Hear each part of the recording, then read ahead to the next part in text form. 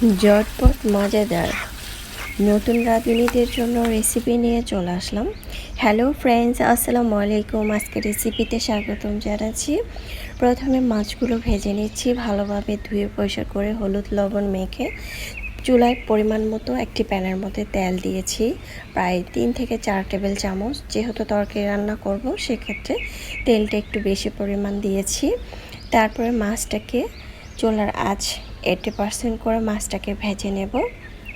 মাছটা এপাশ ওপাশ করে ভাজার পরে ওই তেলটার মধ্যে দিয়ে দিব পেঁয়াজ কুচি।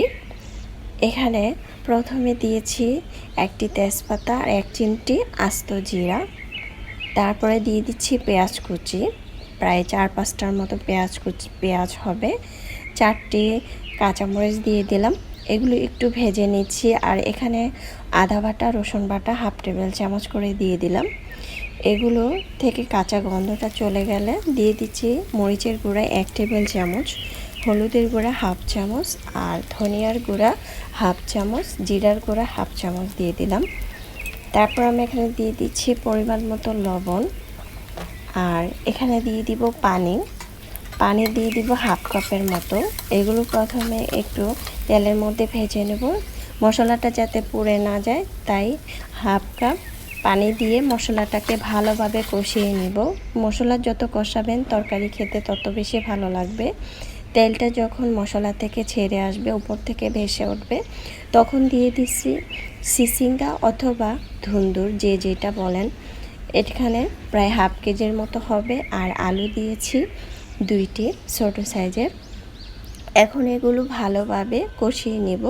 প্রথমে 2 মিনিট ঢাকনা দিয়ে ঢেকে রেখে দিব। তারপরে ঢাকনাটাকে উঠিয়ে একদম লেগে যায় সেই অবস্থায় আমি এখানে পানি দিয়ে দিব।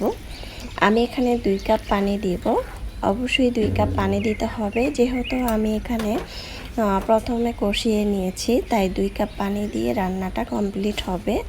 আর অবশ্যই গরম পানিটা দেওয়ার চেষ্টা করবেন, আর গরম পানি না দিলেও স্কিপ করতে পারেন, ঠান্ডা পানি দিলেও হবে। দিয়ে দিচ্ছি মাছ আর টমেটো দিয়ে ঢাকনা দিয়ে ঢেকে 3 মিনিট রেখেছিলাম চুলার আঁচ বাড়িয়ে দিয়ে। ঝোলটা মাখা মাখা হয়ে গিয়েছে।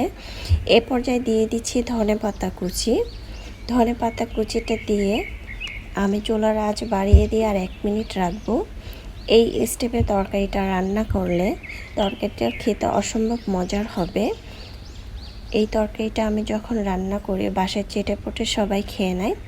যারা নতুন রাঁধুনি তাদেরকে বলছি, স্টেপগুলো ফলো করে তারপরে রান্না করবেন, দেখবেন তরকারিটা পারফেক্ট হবে। আর আমি কিন্তু আরও 2টি কাঁচামরিচ অ্যাড করেছিলাম। যখন বাটিতে পরিবেশন করে নিয়েছি তখন তরকারি কালারটা এমন হয়েছে। আশা করছি রেসিপি ভালো লেগেছে, চাইলে এবার ট্রাই করবেন। আল্লাহ হাফেজ।